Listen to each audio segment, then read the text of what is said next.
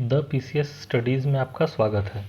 आज हम देखते हैं कि हम विजन पॉलिटी पीटी 365 को कवर करेंगे, वो भी सिर्फ एक लेक्चर सीरीज़ में, जिससे का हमें बेनिफिट ये होगा कि हमारे अपकमिंग 70th बीपीएससी एग्ज़ाम्स में हम जो पॉलिटी के क्वेश्चंस आएंगे, जो मल्टी लाइनर फैक्ट बेस्ड या स्टेटमेंट बेस्ड, उसे हम अच्छे से कवर कर पाएंगे। हमारा मेन एम यही होगा कि हम 70th बीपीएससी एग्ज़ाम में अच्छा कवर परफॉर्म कर पाएँ। इसलिए हम सिर्फ वही टॉपिक्स को देखेंगे जो टॉपिक्स हमारे एग्ज़ाम्स के लिए इम्पॉर्टेंट हैं, और बाकी सारे टॉपिक्स को हम कवर नहीं करेंगे।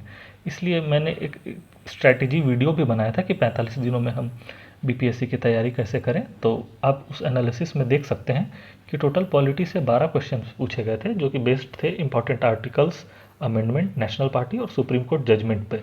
तो हमारा जो विजन पीटी 365 का रिवीजन आज जो हम करने वाले हैं, उसमें हम इसी पर्सपेक्टिव में सारे टॉपिक्स को देखेंगे कि इससे सारे हमारे इस तरह के टॉपिक्स कवर हो जाएं, और जो एक्स्ट्रा चीज़ें दी हुई हैं हम उसे कवर नहीं करेंगे, ताकि हम कम समय में मैक्सिमम रिवीजन कर पाएँ और अपने बीपीएससी एग्ज़ाम को क्लियर कर पाएँ।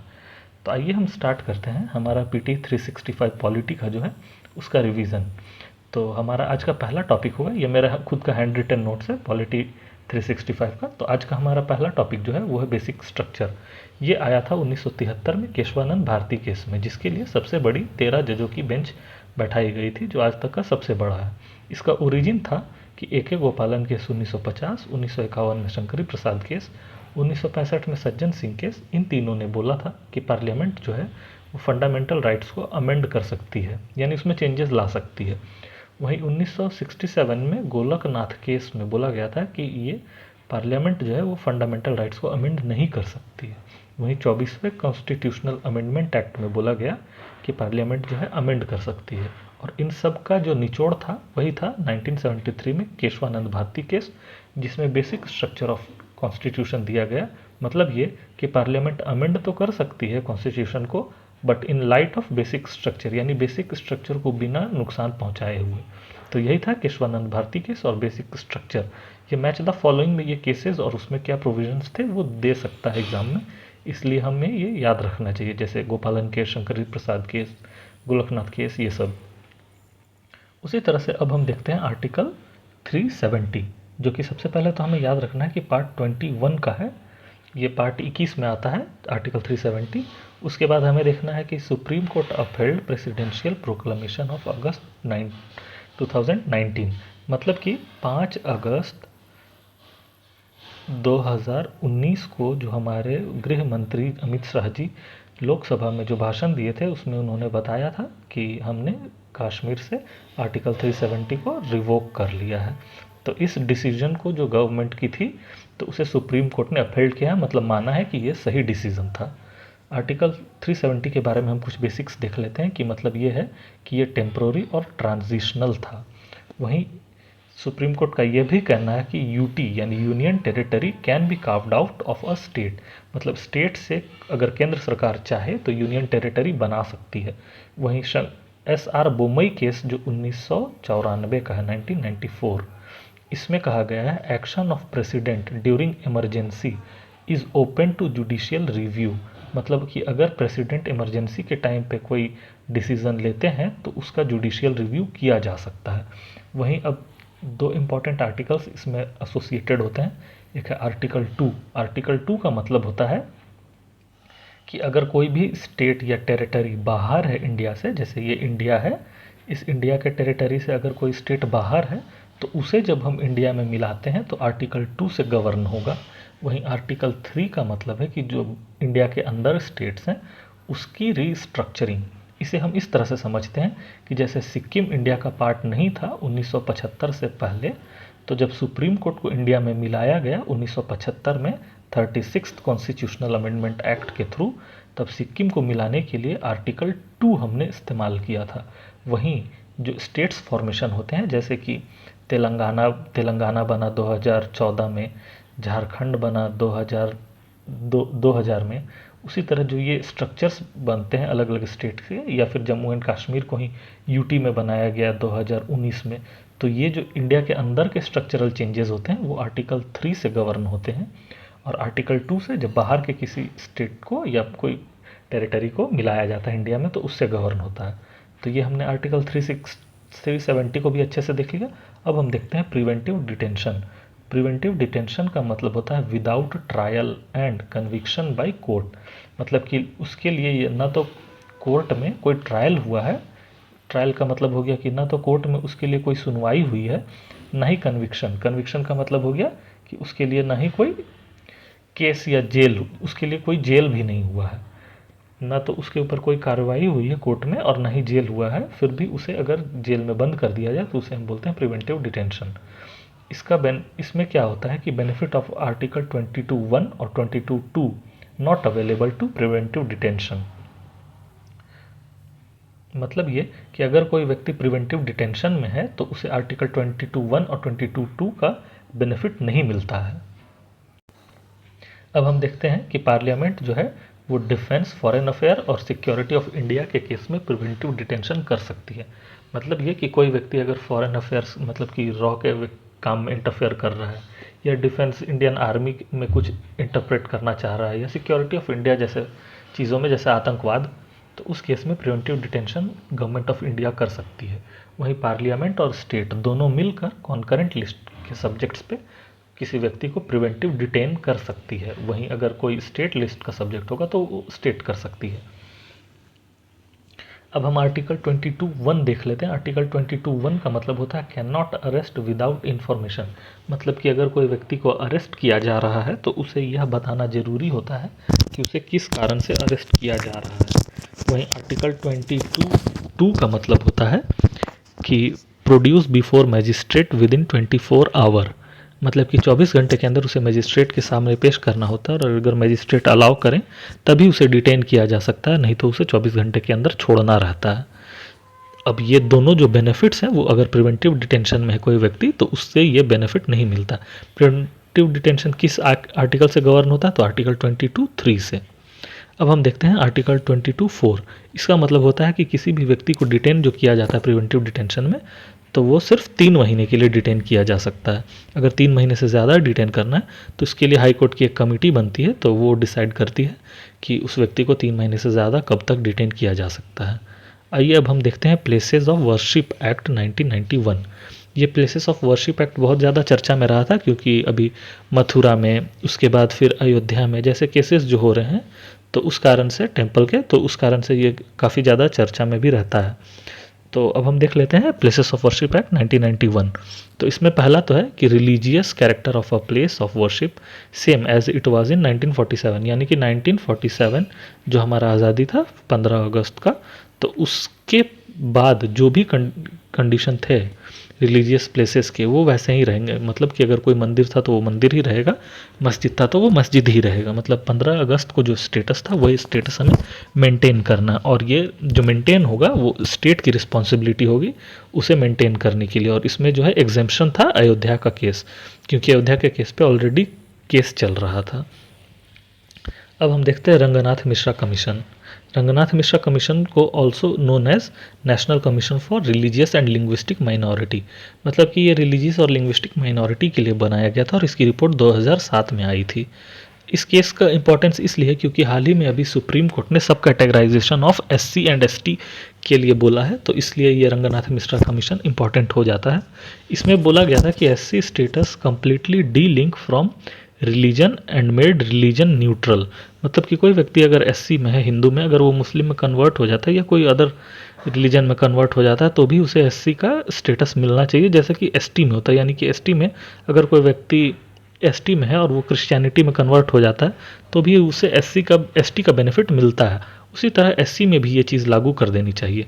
दलित converts to Islam and Christianity to avail SC status. मतलब कि वैसे दलित जो इस्लाम या क्रिश्चियनिटी में कन्वर्ट हो गए उन्हें भी SC का स्टेटस मिलना चाहिए। इसमें यही चीज़ थी। अब हम देखते हैं no confidence motion. No confidence motion पिछले साल मॉनसून सेशन 2023 में लाया गया था गवर्नमेंट ऑफ इंडिया, यानी कि बीजेपी रूलिंग NDA जो है उसके अगेंस्ट। और ऑब्वियस सी बात है कि NDA ने उस मोशन को डिफीट कर दिया था और विनर हो गई थी। नो कॉन्फिडेंस मोशन वो सक्सीड नहीं कर पाया था। तो हम देखते हैं कि नो कॉन्फिडेंस मोशन जो है वो आर्टिकल 75 से गवर्न होता है। 75 में दिया गया है कि जो रूलिंग पार्टी है वो पर्टिकुलरली लोकसभा के लिए रिस्पॉन्सिबल है। तो उसी में दिया। और इसी तरह से लेजिस्लेटिव असेंबली, तो असेंबली के लिए अगर नो कॉन्फिडेंस मोशन लाना है या फिर असेंबली जो है वो रूलिंग पार्टी रिस्पॉन्सिबल होती है असेंबली में, तो उसके लिए गवर्न होता है आर्टिकल 164 से और सेंट्रल में 75 से। नो कॉन्फिडेंस मोशन लाने के लिए किसी भी कारण को बताने का ज़रूरत नहीं होता है कि हम किस कारण से ये मोशन ला रहे हैं। Do not require any ground for bringing the motion. ठीक है, अब आपको ये बताना है कमेंट बॉक्स में कि टोटल अभी तक भारत सरकार में 1947 से लेकर अभी तक में कितने बार नो कॉन्फिडेंस मोशन लाया गया है। और आपको ये भी बताना है कि जो मोदी गवर्नमेंट है 2014 से लेकर के 2024 तक, इस मोदी गवर्नमेंट के अगेंस्ट कितने बार नो कॉन्फिडेंस मोशन लाया गया है। आपको इन दो क्वेश्चंस के आंसर देने हैं कि 1947 से अभी तक टोटल कितनी बार नो कॉन्फिडेंस मोशन इंडिया में लाया गया है और मोदी गवर्नमेंट के अगेंस्ट कितनी बार लाया गया है। अब हम देखते हैं पार्लियामेंट्री प्रिविलेजेस। पार्लियामेंट्री प्रिविलेजेस का मतलब होता है कि legal immunity to legislators against civil and criminal liability. मतलब कि सिविल और क्रिमिनल दोनों तरह के केसेस उनके अगेंस्ट नहीं चलाए जा सकते और ये गवर्न होता है आर्टिकल 105 और 194 से। 194 जो हो गया ये स्टेट के लिए और पार्लियामेंट के लिए हो गया 105। ये अभी इसलिए इम्पोर्टेंट है क्योंकि अभी हाल में ही झारखंड में और महाराष्ट्र में पिछले साल और इस साल झारखंड में इस चीज़ को यूज़ किया गया था पार्लियामेंट्री प्रिविलेजेस के केस को। और इससे इम्पॉर्टेंट केस एक बनता है जिसका नाम है पीवी नरसिम्हा राव केस 1993। अब हम कुछ और चीज़ें देख लेते हैं। इफ़ अंडरमाइन प्रिविलेज, यानी कि प्रिविलेज का अगर मिसयूज़ किया जाता है तो उसे हम ब्रीच कहते हैं। Parliament till now no special law to codify it, यानी कि पार्लियामेंट में अभी तक कोई स्पेशल लॉ नहीं बना है जो ये प्रिविलेजेस के केसेस को देख सके। अभी भी हम आर्टिकल 105 194 से पार्लियामेंट्री प्रिविलेजेस और वो कन्वेंशंस जो चल रहे हैं उसके थ्रू ये गवर्न होता है और स्पीकर और चेयरमैन के डिस्क्रिशन पे। अभी तक कोई पर्टिकुलर लॉ नहीं है या टाइम फ्रेम ऐसा कुछ नहीं है जिससे कि इसे गवर्न किया जा सके। अब हम देखते हैं कि parliament is the sole authority to assert and decide breach, यानी पार्लियामेंट ही जो है वो ब्रीच के केसेस को डिसाइड करते हैं, यानी कि इसके लिए मामला कोर्ट में नहीं जाता, यह पार्लियामेंट डिसाइड करती है। और पार्लियामेंट के अंदर एक प्रिविलेज कमेटी होती है जो कि दोनों हाउसेज में है। सेंटर में दोनों हाउसेज में है, लोकसभा और राज्यसभा में, और स्टेट में लेजिस्लेटिव असेंबली में ये एक कमेटी होती है जिसका नाम है प्रिविलेज कमेटी। इसी का काम है प्रिविलेज और उसके ब्रीच को देखना। लोकसभा में कुल 15 मेंबर होते हैं और राज्यसभा में कुल 10 मेंबर की यह कमेटी होती है। आइए अब हम देखते हैं कंटेम्प्ट और प्रिविलेज में क्या अंतर होता है। तो contempt is different from privilege. Contempt का मतलब होता है कि एक्ट विच ऑब्स्ट्रक्ट और लोअर द परफॉर्मेंस या डिग्निटी ऑफ द हाउस, यानी कि अगर परफॉर्मेंस या डिग्निटी पे बात आ गई तो उसे हम कंटेम्प्ट कहते हैं, और वहीं अपने पावर्स का मिसयूज़ करना तो उसे हम प्रिविलेज की ब्रीच कहते हैं। अब हम देखते हैं एथिक्स कमेटी क्या होता है। तो एथिक्स कमेटी में हम देखते हैं कि मैं इसके बारे में बैकग्राउंड बता दूं कि पिछले साल एक टीएमसी की सांसद है महुआ मोइत्रा मैडम, तो उन्होंने ऊपर एलिगेशन लगा था कि वो अपने जगह किसी दूसरे से क्वेश्चंस पूछवाती हैं। एक बड़े इंडस्ट्रियलिस्ट जो हैं उनके द्वारा क्वेश्चंस पूछा जाता है महुआ मोइत्रा मैडम की आईडी को यूज़ करके, ताकि वो बेनिफिट ले सके अपने बिजनेस में। तो इस कारण से उनके अगेंस्ट एलिगेशंस लगा था और उसके बाद फिर उन्हें डिस्क्वालीफाई कर दिया गया था। हालांकि वो इस बार इलेक्ट होकर फिर से टीएमसी से आ चुकी हैं लोकसभा में। तो वही महुआ मोइत्रा मैडम का केस जो था उसमें एथिक्स कमेटी का इस्तेमाल किया गया था जो कि लोकसभा में है। टोटल इसमें 15 मेंबर होते हैं और 1 साल का टर्म होता है, यानी कि हर साल ये कमेटी बनती है और इसके मेंबर्स और चेयरमैन को स्पीकर इलेक्ट करते हैं। और ये एथिक्स कमेटी जो है वही ऐसे केसेस को डील करती है। अब हम देखते हैं एंटी डिफेक्शन। एंटी डिफेक्शन जो है वो गवर्न होता है शेड्यूल 10 से, जो कि आया था 52nd कॉन्स्टिट्यूशनल अमेंडमेंट एक्ट 1985 में, जो राजीव गांधी जी की गवर्नमेंट थी। और इसको फिर फर्दर इम्प्रूव किया गया 91st कॉन्स्टिट्यूशनल अमेंडमेंट एक्ट 2003 से। इसमें एक और इम्पॉर्टेंट केस भी है सुप्रीम कोर्ट का जिसका नाम है किहोटो होलोहन केस, जिसमें सुप्रीम कोर्ट ने कहा है कि speaker's decision to in anti defection is subject to judicial review. मतलब कि जो स्पीकर डिसीजन लेते हैं एंटी डिफेक्शन का उस पर हम जुडिशियल रिव्यू कर सकते हैं। मतलब ये कि अगर कोई मेंबर को डिस्क्वालीफाई कर दिया जाता है एंटी डिफेक्शन के केस में तो वो फर्दर कोर्ट जा सकते हैं। तो इसके लिए मैंने पहले ही बताया कि जो 2023 में महाराष्ट्र स्पीकर का एक केस आया था तो उस के कारण ये एंटी डिफेक्शन काफ़ी ज़्यादा न्यूज़ में था। और अभी हाल में ही जुलाई में झारखंड में जो लोबिन हेम्ब्रम हैं और मांडू के विधायक जो हैं हजारीबाग मांडू के, तो उन दोनों पे एंटी डिफेक्शन का चार्ज लगा के उन्हें डिस्क्वालीफाई किया गया है। इस कारण से ये काफ़ी ज़्यादा न्यूज़ में था। आपको मुझे बताना है कि व्हिप क्या होता है। व्हिप एक रिटन ऑर्डर होता है जो कि पार्टी मेंबर्स को दिया जाता है वोटिंग के लिए। ये वोटिंग पैटर्न को गवर्न करता है कि अगर किसी इम्पोर्टेंट मैटर में वोटिंग होने वाली है, अगर किसी इम्पोर्टेंट मैटर पे वोटिंग होने वाली है तो व्हिप डिसाइड करता है कि वो वोटिंग कैसी होगी। व्हिप का मतलब होता है एक रिटन ऑर्डर जो पार्टी के लीडर्स जो होते हैं लोकसभा, राज्यसभा या असेंबली में, तो वो जारी करते हैं कि उनके पार्टी के मेंबर्स जो वहाँ पे प्रेजेंट रहेंगे और जो वोट करेंगे तो वो किस पैटर्न पे वोट करेंगे, उन्हें किसे वोट देना है या किसे वोट नहीं देना है। ये व्हिप जो होता है वो 1 लाइन, 2 लाइन, 3 लाइन या मल्टी लाइन का व्हिप हो सकता है। आपको मुझे बताना है कि ये 1, 2, 3 लाइन या मल्टी लाइन व्हिप जो होता है वो क्या होता है। ये आप देख सकते हैं कि मैं ज़्यादातर जितने भी टॉपिक्स को यहाँ डिस्कस कर रहा हूँ, मैं उसके ज़्यादातर बेसिक पॉइंट्स को ही डिस्कस कर रहा हूँ या डेफिनेशंस को, क्योंकि आप 69th बीपीएससी के क्वेश्चंस को उठाकर देख सकते हैं कि ज़्यादातर जो क्वेश्चंस आए हैं वो डिफिनीशंस या सुप्रीम कोर्ट जजमेंट से आए हैं या फिर अमेंडमेंट्स जो कॉन्स्टिट्यूशनल हुए हैं तो उससे। तो आप देख सकते हैं कि मैं ज़्यादातर वही टॉपिक्स डिस्कस कर रहा हूँ, या तो जिसमें कोई इंपॉर्टेंट सुप्रीम कोर्ट का जजमेंट हो, कोई डेफिनेशन हो, या कोई इंपॉर्टेंट अमेंडमेंट हो, या कोई इंपॉर्टेंट आर्टिकल्स जो न्यूज़ में है वैसे। और हम सारा पूरा विजन के पीटी 365 को कवर नहीं कर रहे हैं, वही कवर कर रहे हैं जो कि इंपॉर्टेंट हो सकता है हमारे एग्जाम्स के लिए। अब हम देखते हैं finances of Panchayati Raj institution. इस पे एक आरबीआई की रिपोर्ट आई थी तो इसी के कारण ये न्यूज़ में था। और ख़ास करके मैं आपको बताना चाहता हूँ कि ये जो नोट्स है finances of Panchayati Raj institution, ये आपको मेंस में बहुत ज़्यादा हेल्प करेगा, क्योंकि मेंस में जो पंचायती राज पे क्वेश्चन आते हैं उसमें ये बहुत बड़ा रोल प्ले करता है लिखने के लिए। इसका इंपॉर्टेंस जितना कि प्रीलिम्स में नहीं है, उससे बहुत ज़्यादा इंपॉर्टेंस इस नोट्स का और इस पॉइंट्स का मेंस में होने वाला है। तो आप इसे बहुत अच्छे से देखें और इसे हमेशा याद रखने की कोशिश करें, क्योंकि ये मेंस में बहुत ज़्यादा आपको हेल्प करेगा। तो मैं आपको बता दूं कि बिहार में टोटल 11.3% अर्बनाइजेशन है और 88.7% रूरल एरिया है। मतलब ये कि बिहार का मैक्सिमम जो पार्ट है वो ग्रामीण इलाका है और जिसको गवर्न किया जाता है पंचायती राज इंस्टीट्यूशंस यानी कि ग्राम सभा के द्वारा। तो आइए हम देखते हैं कि ग्राम सभा को फाइनेंस कैसे कैसे होता है। तो हम देखते हैं कि आर्टिकल कौन कौन से इंपॉर्टेंट हैं। तो पहला आर्टिकल है 243H। जो H है वो डिसाइड करता है फाइनेंसेस ऑफ पंचायती राज और एम्पावर करता है पंचायती राज को to impose, collect and allocate taxes, duties, tolls etcetera. इसका मतलब ये हुआ कि आर्टिकल 243H जो है वो बताता है पंचायती राज इंस्टीट्यूशंस को कि उसके पास पैसे कहाँ से आएंगे। साथ ही साथ वो पावर देता है पंचायती राज को इम्पोज करना, मतलब टैक्स को लगाना, कि किस किस चीज़ पर टैक्स लगेगा, कितना रेट पर लगेगा, कैसे लगेगा, क्या प्रोसीजर होगा, वो इम्पोज करना। कलेक्ट करना कि कैसे उस टैक्स जो हमने लगाया उसको कलेक्ट कौन करेगा, मंथली कलेक्शन होगा या वीकली कलेक्शन होगा, या कौन आदमी जाएगा कलेक्ट करने, या जिनके ऊपर टैक्स लगा वो खुद आएंगे ऑफिस में जमा करने। ये हो गया collection of tax. Allocation of tax कि जो टैक्स से जो पैसा है वो एलोकेट कैसे होगा, सैनिटेशन पे कितना खर्च होगा, हेल्थ पे कितना खर्च होगा, रोड्स पे कितना खर्च होगा, लाइटनिंग पे कितना खर्च होगा, ये सब चीज़ पे वो एलोकेशन कि कहाँ का एलोकेशन होगा।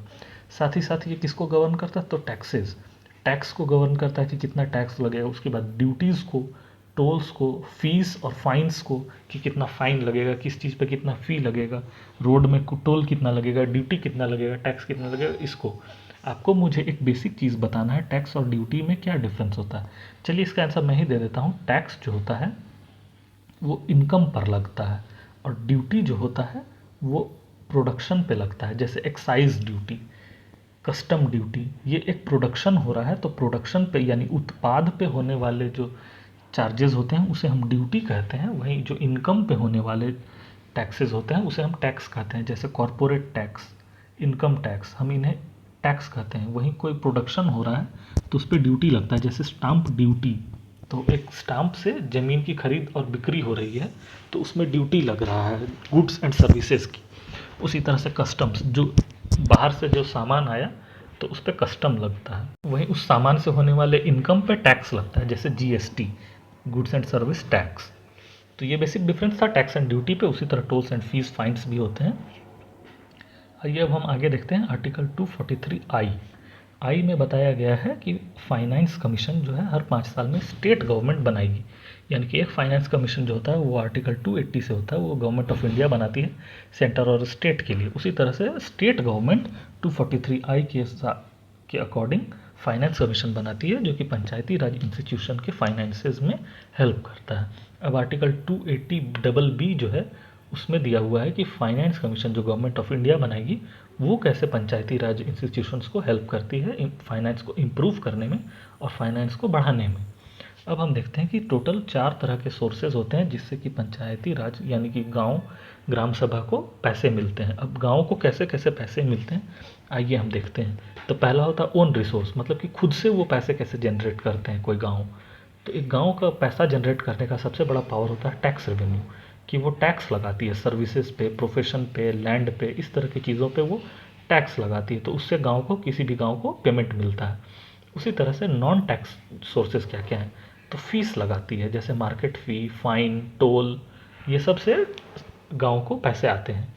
उसी तरह स्टेट गवर्नमेंट ट्रांसफ़र, अब स्टेट गवर्नमेंट भी गाँवों को पैसे ट्रांसफ़र करती है।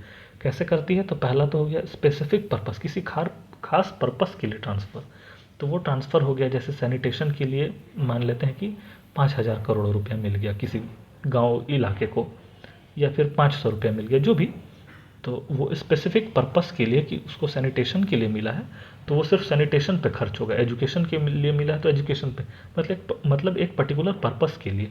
वहीं एक होता है जनरल पर्पस, स्टेट गवर्नमेंट एक जनरली एलोकेट कर देती है कि इतना 1,000 करोड़ रुपए हम रूरल डेवलपमेंट डिपार्टमेंट जो है अपने स्टेट का उसमें दे दिए। अब उससे वेरियस तरह के जैसा रिक्वायरमेंट रहेगा वैसा अलग अलग जगह पे खर्च किया जाएगा। उसी तरह एक होता है और स्पेसिफिक पर्पस, जो कि स्पेशली मिलता है ब्लॉक या डिस्ट्रिक्ट को, जो एस्पिरेशनल होते हैं। जो एस्पिरेशनल ब्लॉक स्कीम जो चल रहा है इंडिया में, और एस्पिरेशनल डिस्ट्रिक्ट स्कीम, जो एस्पिरेशनल 500 ब्लॉक्स हैं इंडिया में और एस्पिरेशनल 113 जो डिस्ट्रिक्ट्स हैं, उनके लिए जो प्रोग्राम चल रहा है कि अलग से पैसे मिलते हैं, उसके थ्रू पंचायती राज इंस्टीट्यूशंस को भी पैसे मिलते हैं। अब हम देखते हैं सेंट्रल गवर्नमेंट कैसे पैसे देती है। तो सेंट्रल गवर्नमेंट का पैसा देने का एक होता है कि बाई स्कीम्स, जैसे मनरेगा में सेंट्रल गवर्नमेंट ने अलोकेट किया, तो कोई गांव का व्यक्ति अगर कोई काम करता है तो उसे मनरेगा से जो पैसा मिल रहा है वो सेंट्रल गवर्नमेंट की तरफ से आया। उसी तरह से सांसद आदर्श ग्राम योजना, इसमें सांसद अपने पैसे से जो उन्हें पैसा मिलता है उस पैसे से किसी गांव को गोद लेकर उसे डेवलप करते हैं। तो ये हो गया सेंट्रल गवर्नमेंट का। उसी तरह से फाइनेंस कमीशन जो है वो सेंट्रल गवर्नमेंट की जो फाइनेंस कमीशन है आर्टिकल 280, उसके थ्रू परफॉर्मेंस बेस्ड ग्रांट्स दिए जाते हैं।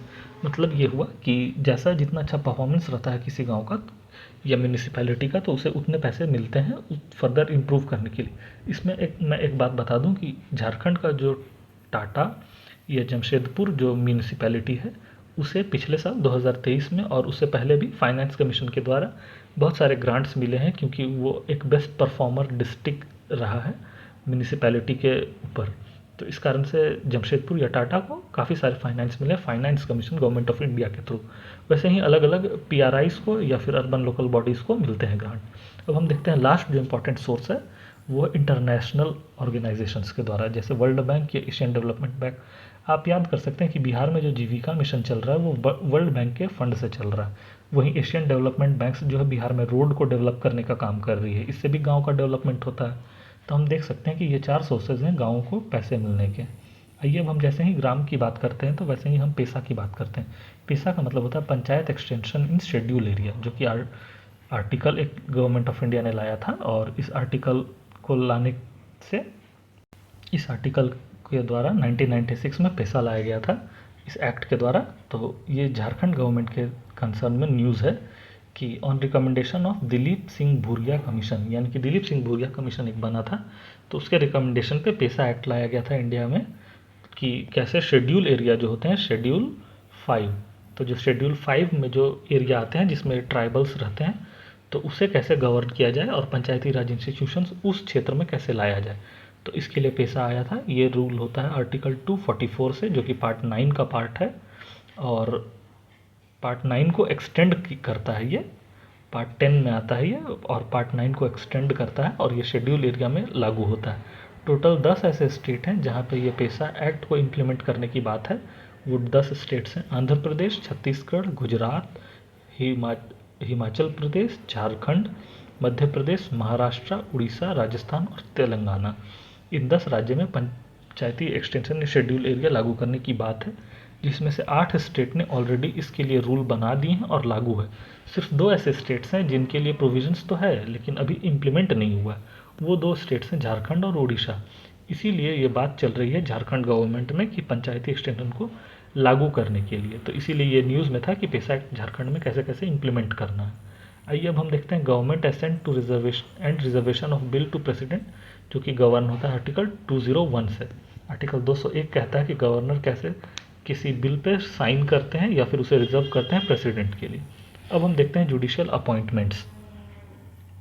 जुडिशियल अपॉइंटमेंट्स का मतलब होता है कि जजेस की कैसे नियुक्ति होती है केंद्र यानी कि सुप्रीम कोर्ट में या हाई कोर्ट में। तो इसके लिए कोलिजियम सिस्टम होता है जो कि गवर्न होता है आर्टिकल 124 या 217 से सुप्रीम कोर्ट और हाई कोर्ट के लिए रिस्पेक्टिवली। जजेस केसेस इसमें इंपॉर्टेंट है, जिससे कि पिछले साल 69th बीपीएससी में क्वेश्चन भी आया था। तो ये इंपॉर्टेंट जजेस केस जो है वो इस प्रकार है। 1981 जो कि फर्स्ट जजेस केस था, 1993 सेकंड जजेस केस और 1998 थर्ड जजेस केस। तो जो जजेस केस होते हैं उसमें ही बात थी अपॉइंटमेंट्स में कोलिजियम सिस्टम की। और कोलिजियम सिस्टम क्या होता है, तो चीफ जस्टिस ऑफ इंडिया साथ में जो 4 सीनियर मोस्ट जज होते हैं सुप्रीम कोर्ट के, उनके द्वारा एक कमेटी बनती है जिसे हम कोलिजियम कहते हैं, और वो डिसाइड करती है कि सुप्रीम कोर्ट में जो जज अपॉइंट होंगे वो कौन होंगे और कैसे होंगे। और उसी तरह से हाई कोर्ट में अपॉइंटमेंट के लिए चीफ जस्टिस ऑफ इंडिया और साथ में 2 सीनियर मोस्ट जज जो होते हैं सुप्रीम कोर्ट के, वो डिसाइड करते हैं हाई कोर्ट के जजेस के अपॉइंटमेंट्स के लिए।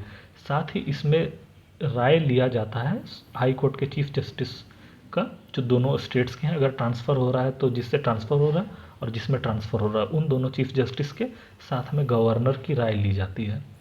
अब आइए हम देखते हैं ऑल इंडिया जुडिशियल सर्विस की। ऑल इंडिया जुडिशियल सर्विस का मतलब होता है जैसे कि IAS IPS के लिए UPSC एग्ज़ाम्स होते हैं और उनकी अपॉइंटमेंट होती है, वैसे ही जजेस की भी अपॉइंटमेंट ऑल इंडिया बेसिस पे की जाने के लिए बात होती है। तो प्रेसिडेंट इसके लिए अभी हाल फिलहाल में बोले हैं कि ऑल इंडिया जुडिशियल सर्विस होनी चाहिए। वहीं आर्टिकल 312 जो है वो गवर्न करता है ऑल इंडिया जुडिशियल सर्विसेज को। उसमें प्रोविज़न दिया हुआ है इसे लागू करने के लिए। और 42nd कॉन्स्टिट्यूशनल अमेंडमेंट एक्ट जो 1976 में आया था उसमें भी ये बात कही गई थी। वहीं लॉ कमीशन का जो 14वां रिपोर्ट है उसमें भी यह बात कही गई है कि ऑल इंडिया जुडिशियल सर्विस होना चाहिए। अब हम देखते हैं लीगल एड। लीगल एड का मतलब क्या होता है कि free legal service to poor and needy. इसे हम कहते हैं लीगल सर्विस अथॉरिटी एक्ट 1987। मतलब ये हुआ कि अगर कोई व्यक्ति गरीब या नीडी है तो उसे फ्री में लीगल सर्विसेज प्रोवाइड की जाए। और इसके लिए भारत सरकार ने एक एक्ट भी लाया है जिसका नाम है लीगल सर्विसेज अथॉरिटी एक्ट 1987।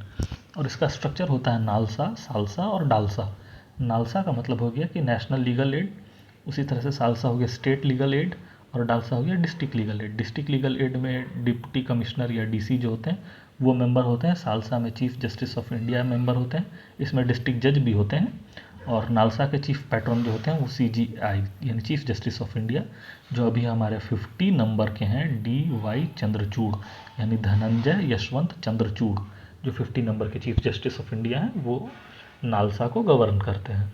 उसी तरह से अब हम देख लेते हैं लोक अदालत क्या होता है। लोक अदालत जो होता है वो ADR है यानी कि अल्टरनेट डिस्प्यूट रिजोल्यूशन टेक्निक, जो कि गवर्न होता है 1987 के यही लीगल सर्विस अथॉरिटी एक्ट से।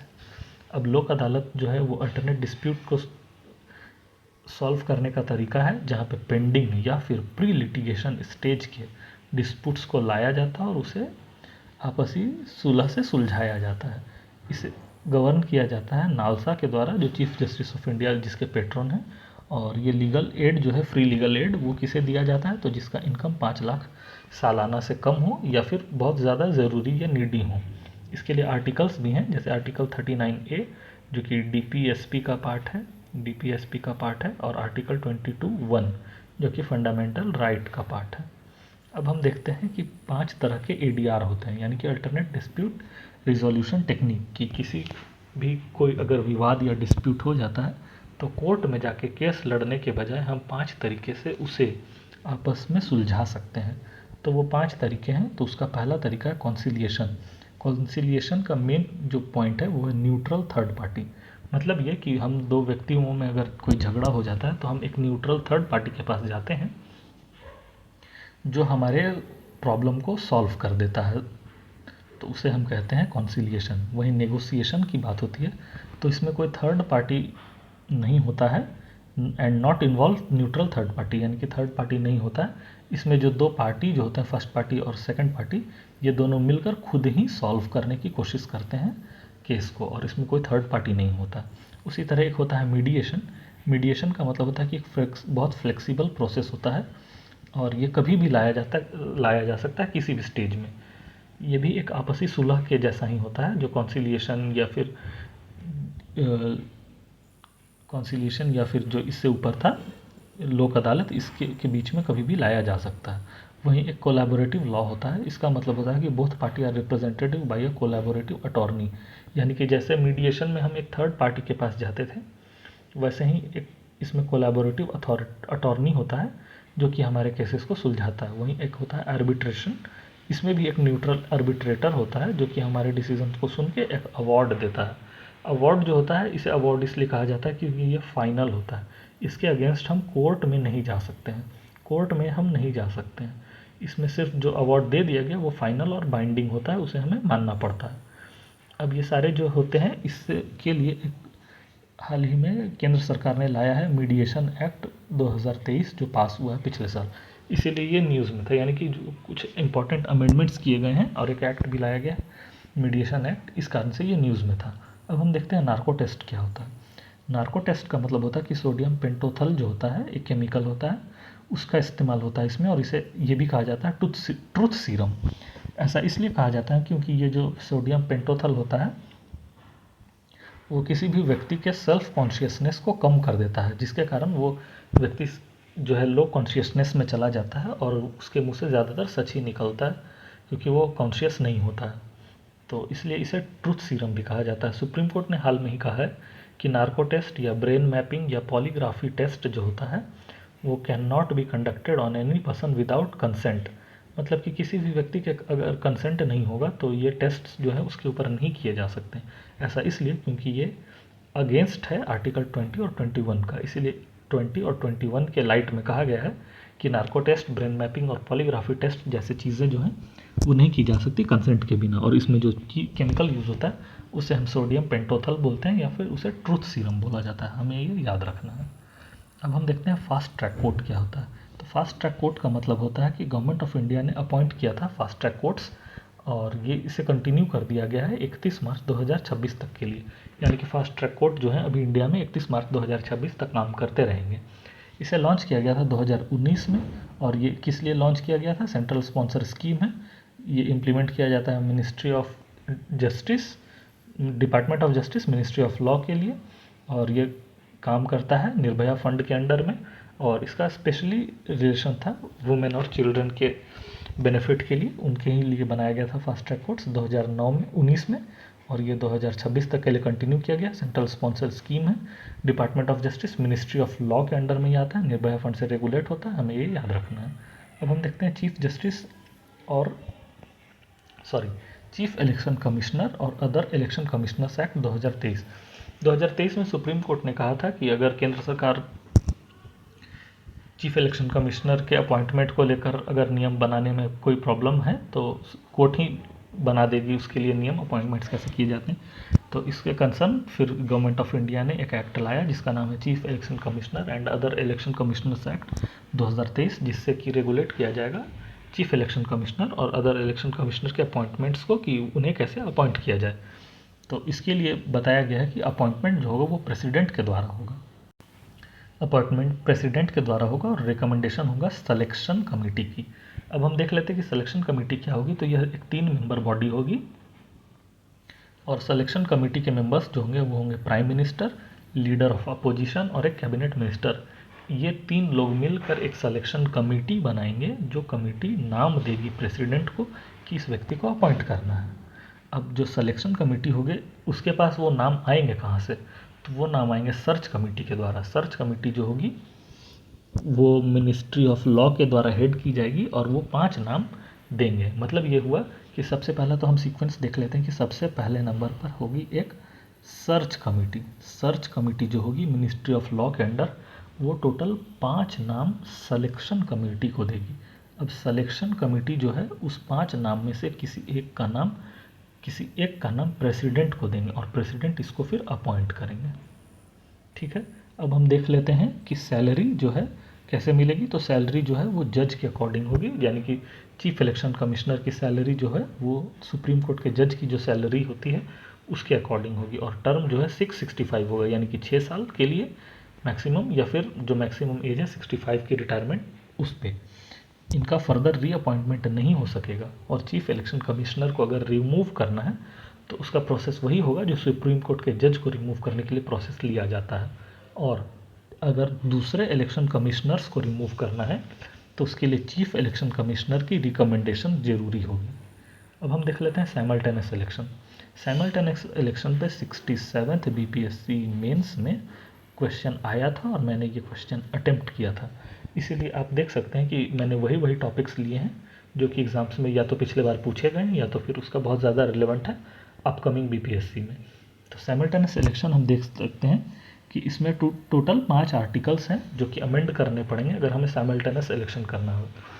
ये न्यूज़ में काफ़ी बार रहता है कि साइमल्टेनियस इलेक्शन, लेकिन अगर साइमल्टेनियस इलेक्शन होता है तो कैसे होगा, उसके लिए हमें टोटल 5 आर्टिकल्स को अमेंड करना पड़ेगा। और ये 5 आर्टिकल्स जो हैं उनके नाम हैं 83, जिसमें दिया हुआ है ड्यूरेशन ऑफ हाउस, यानी कि पार्लियामेंट में जो लोकसभा है वो कितने टर्म का होगा, कितना ड्यूरेशन होगा, वो उसे हमें अमेंड करना होगा। उसी तरह से 85 आर्टिकल, उसमें दिया हुआ सेशन ऑफ पार्लियामेंट, प्रोरोगेशन और डिसोल्यूशन, इसे हमें अमेंड करना होगा। उसी तरह से 83 का जो रिलेवेंट है वो है 172।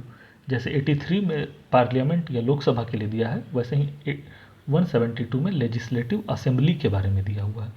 और 85 जो है उसके सिमिलर है 174, इसमें जो है वो जो session of parliament, progression, dissolution दिया है वही चीज़ असेंबली के कंसर्न है।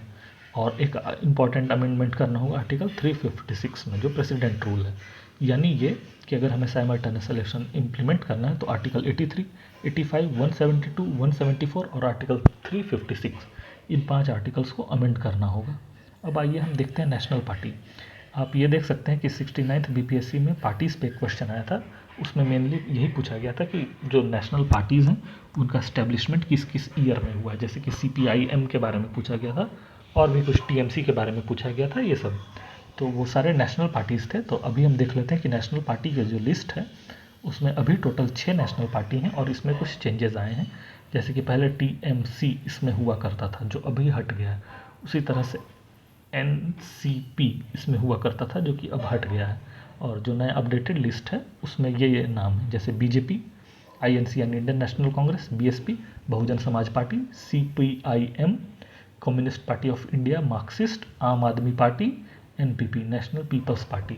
मैं ये बता देना चाहता हूँ कि ये जो 2024 का जो इलेक्शन हुआ है अभी लोकसभा का, ये जो लिस्ट है ये उससे पहले का है, यानी कि ये लिस्ट जो है ये 2023 में आया है।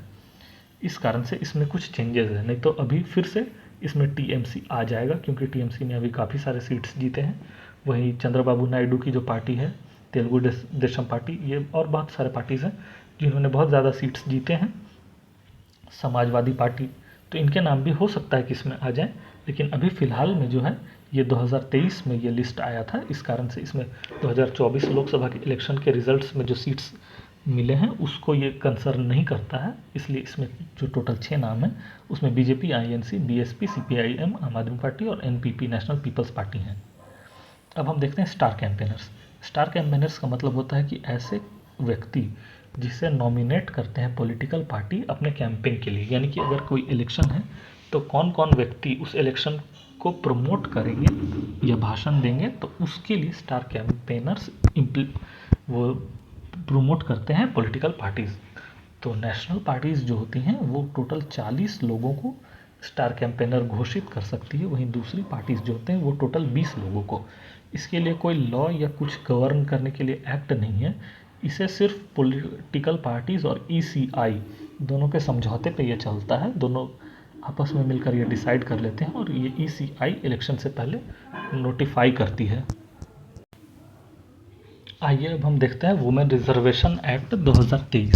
ये बहुत इंपॉर्टेंट एक्ट है, one of the most important act इसे हम बोल सकते हैं। ये कॉन्स्टिट्यूशनल अमेंडमेंट एक्ट 106 के द्वारा लाया गया। तो हमें ये याद रखना है कि ये 106 के द्वारा लाया गया, क्योंकि हो सकता है कि एग्जाम में पूछने कि वुमेन रिजर्वेशन एक्ट जो लाया गया है वो कॉन्स्टिट्यूशनल अमेंडमेंट नंबर कितना था। इसमें यह प्रोविज़न है कि 1/3 ऑफ लोकसभा और लेजिस्लेटिव असेंबली में जो है वो सीट्स रिजर्व होंगी वुमेन के लिए। साथ ही साथ यूनियन टेरिटरी में दिल्ली के लिए ये रिजर्व होगा। इसे गवर्न करेगा लोकसभा में आर्टिकल 330A, यानी 330A में 330A एक एक्ट जोड़ा जाएगा आर्टिकल 330 में। उसमें ये लिखा होगा कि वुमेन के लिए सीट्स रिजर्व होंगी। वहीं असेंबली में सीट रिजर्व करने के लिए होगा 332A, और दिल्ली में रिजर्व करने के लिए होगा 239AA। ये तीनों आर्टिकल्स हमें याद रखने हैं, और ये याद रखना है कि ये 106 नंबर का था। उसी तरह से इसमें और कुछ फीचर्स हैं, जैसे सनसेट क्लॉज, यानी कि 15 साल के लिए ही सीट रिजर्व होगा। 15 साल के लिए ही सीट रिजर्व होगा, और आफ्टर डीलिमिटेशन होगा, यानी कि जब तक डीलिमिटेशन नहीं होता तब तक ये सीट्स रिजर्व नहीं होंगे।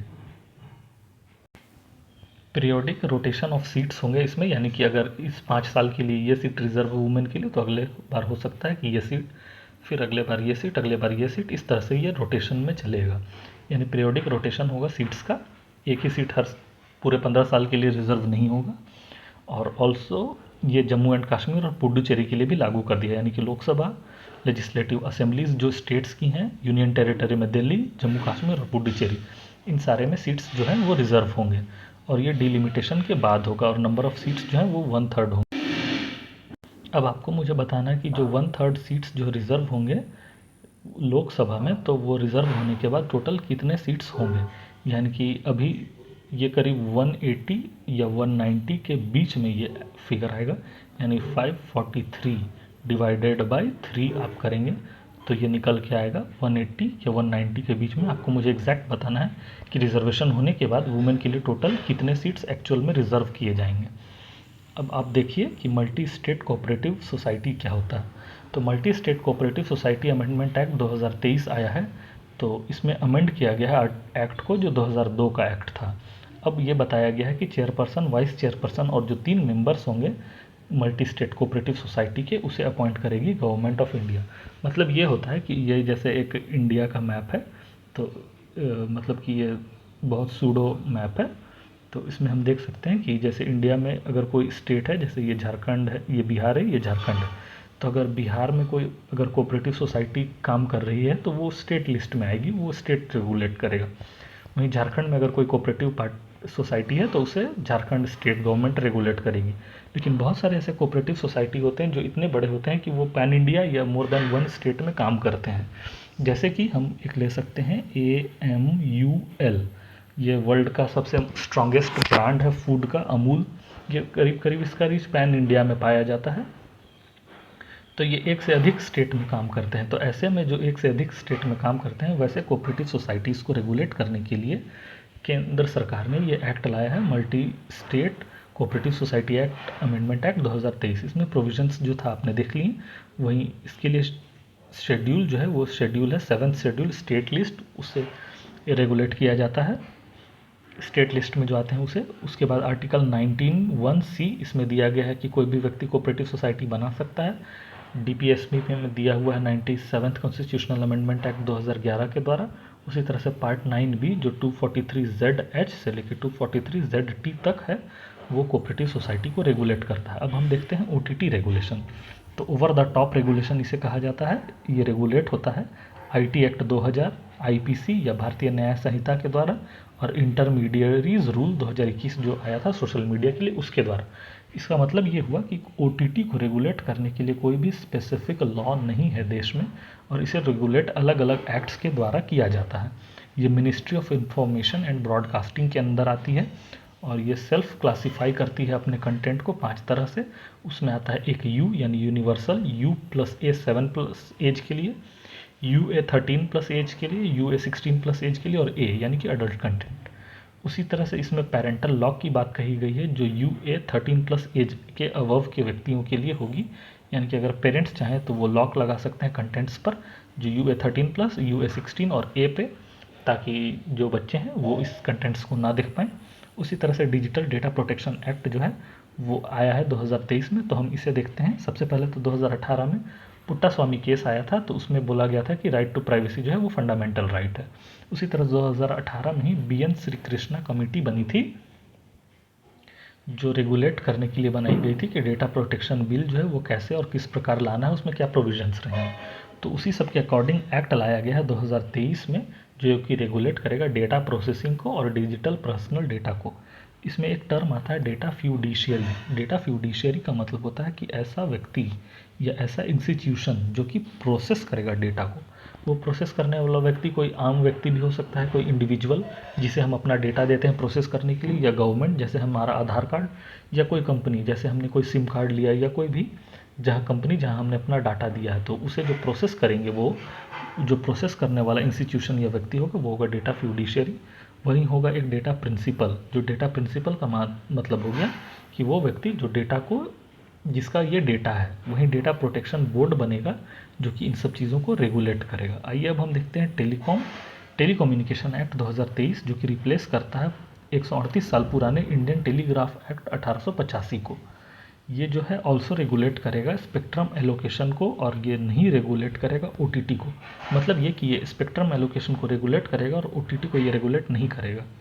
डिजिटल भारत निधि बनेगी जो रिसर्च एंड डेवलपमेंट करेगी टेलीकम्युनिकेशन में। आइए अब हम देखते हैं Lokpal. One of the most important institution है ये इंडिया का। तो लोकपाल टर्म जो है वो LM सिंघवी ने दिया था 1966 में, और ये एक नेशनल एंटी करप्शन ऑम्बड्समेंट है जिसका नाम लोकपाल है। ये सेंट्रल गवर्नमेंट में लोकपाल के नाम से जाना जाता है और स्टेट्स में ये लोकायुक्त माना जाएगा। ये एक्ट आया था 2013 में अन्ना हजारे आंदोलन के बाद, और इसमें एक चेयरपर्सन और 8 मेंबर होंगे, जिसमें से 8 मेंबर्स में से 50% यानी कि 4 मेंबर जुडिशियल होंगे, और 4 मेंबर जो हैं वो SC ST OBC माइनॉरिटी या वुमेन में से लिया जाएगा। एज लिमिट होगा मैक्सिमम 5 साल के लिए ये काम करेंगे, या फिर मैक्सिमम अपर एज लिमिट 70 साल की रखी गई है।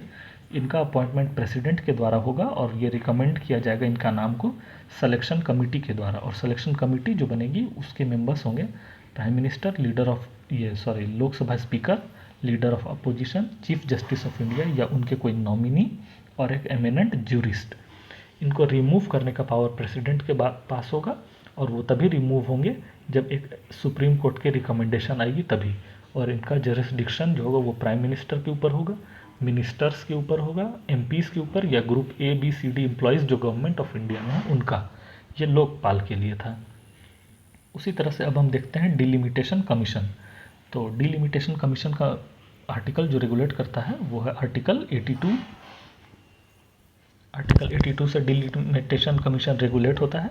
उसी तरह से हम देखते हैं कि ये देश में टोटल 4 बार सेटअप की गई है, 1952, 63, 73 और 2002 में। 1976 में सीट्स जो फ्रीज कर दिए गए थे, यानी 543 जो सीट्स हैं 1976 में थे, उसके बाद से ये फ्रीज कर दिया गया है, और 2026 तक के लिए फ्रीज है।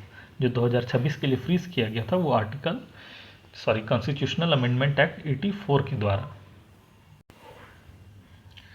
डिलिमिटेशन के लिए जो कंपोजिशन होता है कि डिलिमिटेशन कमीशन जो होता है उसके मेंबर्स होते हैं सुप्रीम कोर्ट के जज जो कि चेयरमैन होते हैं, वहीं चीफ इलेक्शन कमिश्नर, और जिस स्टेट में डिलिमिटेशन होने वाला है उस स्टेट के इलेक्शन कमिश्नर। इन तीनों मेंबर्स के एक कमेटी बनती है जिसे हम डिलिमिटेशन कमीशन बोलते हैं, और वो डिलिमिटेशन करती है आर्टिकल 82 के अकॉर्डिंग। आइए अब हम देख लेते हैं कुछ इंपॉर्टेंट इंस्टीट्यूशंस को, जैसे कि ईडी की स्थापना 1952 में हुई थी, मिनिस्ट्री ऑफ फाइनेंस के अंडर ये आता है। वर्क करता है CVC एक्ट 2003 के अंडर। इसके पास पावर है सिविल कोर्ट की, और ये डील करता है 3 मैटर्स पे। पहला मैटर है फॉरेन एक्सचेंज मैनेजमेंट एक्ट यानी कि FEMA 1996। दूसरा है PMLA यानी prevention of money laundering act 2002, और तीसरा है फ्यूजिटिव इकोनॉमिक ऑफेंडर्स एक्ट 2018। अब दूसरा इंस्टीट्यूशन है CBI, द मोस्ट इम्पॉर्टेंट। इसका नाम है, ये रेगुलेट होता है मिनिस्ट्री ऑफ पर्सनल के अंडर। आया था ये 1963 में। गवर्न होता है DSPE यानी Delhi special police establishment act 1946 से, और इसे लाने के लिए जो रिकमेंडेशन दिया गया था वो था शांथानाम कमीशन 1962-64 में जो बनी थी उसके अंडर। इसको हेड करते हैं जो डायरेक्टर, वो उसके साथ 3 मेंबर होते हैं। डायरेक्टर का टेन्योर 2 साल का होता है, और 3 एनुअल सक्सेशंस मिल सकते हैं, यानी कि टोटल करीब 5 साल का टेन्योर इनका हो सकता है। जो सीबीआई है वो हेल्प करती है सीवीसी को और लोकपाल को, और ये नोडल एजेंसी है इंटरपोल के लिए, यानी कि इंटरनेशनल पुलिस। इंटरनेशनली अगर कोई क्राइम या फिर उसकी इन्वेस्टिगेशन होती है तो उसमें इंडिया में जो इंटरनेशनल पुलिस या इंटरपोल की हेल्प करती है तो उसके लिए सीबीआई हेल्प करती है। उसी तरह अब हम देखते हैं कि सीबीआई को कोई केस कैसे मिलता है। तो पहला तो है सुओ मोटो, यह मतलब कि वो खुद से किसी केस को ले सकती है अगर वो केस यूनियन टेरिटरी में होता है तो, या फिर अगर कोई स्टेट है तो उसके लिए स्टेट गवर्नमेंट जो है वो जनरल कंसेंट देती है कि हाँ आप मेरे यहाँ कोई केस को ले सकते हैं। ये जनरली कंसेंट दे के रखती है स्टेट्स, मगर कुछ जो नॉन बीजेपी गवर्नमेंट जहाँ जहाँ स्टेट्स में हाल ही के दिनों में उन्होंने जनरल कंसेंट को वापस भी लिया है। जैसे वेस्ट बंगाल ने और झारखंड ने ये जनरल कंसेंट को वापस ले लिया है। मतलब कि डायरेक्टली अब सीबीआई वहाँ पे जाके किसी केस को नहीं ले सकती जब तक कि पर्सनली पर्टिकुलर अगर कोई केस के बारे में उस स्टेट के चीफ मिनिस्टर ने बोला ना हो, यानी कि कोई अगर चीफ मिनिस्टर बोलते हैं कि इस केस को आप लीजिए तभी लिया जा सकता है, नहीं तो डायरेक्टली सीबीआई जाके उस स्टेट्स में केस नहीं ले सकती है अगर जनरल कंसेंट ना हो। या फिर अगर कोई केस कैसे लेती है सीबीआई, तो सुप्रीम कोर्ट या हाई कोर्ट ने अगर उसे बोला हो कि किसी को केस को लेने के लिए तब। और हमारा आज का लास्ट टॉपिक है कंपटीशन कमीशन ऑफ इंडिया। ये लाया गया था 2003 में और ये मिनिस्ट्री ऑफ कॉरपोरेट अफेयर के अंदर आती है। इसमें एक चेयरमैन और 6 मेंबर्स होते हैं, यानी टोटल 7 मेंबर। ये लाया गया था फेयर प्ले को लागू करने के लिए इंडिया में, जिसके तहत कंज्यूमर्स को प्रोटेक्शन मिले और कोई भी मिस बिहेवियर या कोई भी मिस एडमिनिस्ट्रेशन ना हो मार्केट में, और बड़ी कंपनियां एक्सप्लॉइट ना करें छोटे कंपनीज को। तो ये हमारा आज का लास्ट टॉपिक था। आपने देखा कि हमने जो इंपॉर्टेंट आर्टिकल्स या अमेंडमेंट्स या सुप्रीम कोर्ट जजमेंट या डेफिनेशंस, ऐसे ही टॉपिक्स को विजन पॉलिटी पीटी 365 से कवर किया। और इस लेक्चर से आपको बीपीएससी के अपकमिंग प्रीलिम्स एग्ज़ाम जो 70th का होने वाला है 17 नवंबर को, उसमें काफ़ी ज़्यादा हेल्प मिलेगी। और आप देख सकते हैं कि जो मल्टीपल स्टेटमेंट बेस्ड क्वेश्चंस आए थे 69 बीपीएससी में, आप उससे इसको मैच भी कर सकते हैं इस नोट्स को, तो आपको पता चलेगा कि उसके ही अकॉर्डिंग है। आपने इतने देर तक ये कंटेंट देखा, इसके लिए thanks for watching the PCS studies. आपने इतना देर हमारा कंटेंट देखा तो इसके लिए thanks for watching the PCS studies. आपकी 70th BPSC upcoming prelims exams में इससे काफ़ी हेल्प मिलेगी। और अगर आपको इस तरह के ज़्यादा कंटेंट्स चाहिए तो आप सब्सक्राइब कर सकते हैं। Thanks for watching the PCS.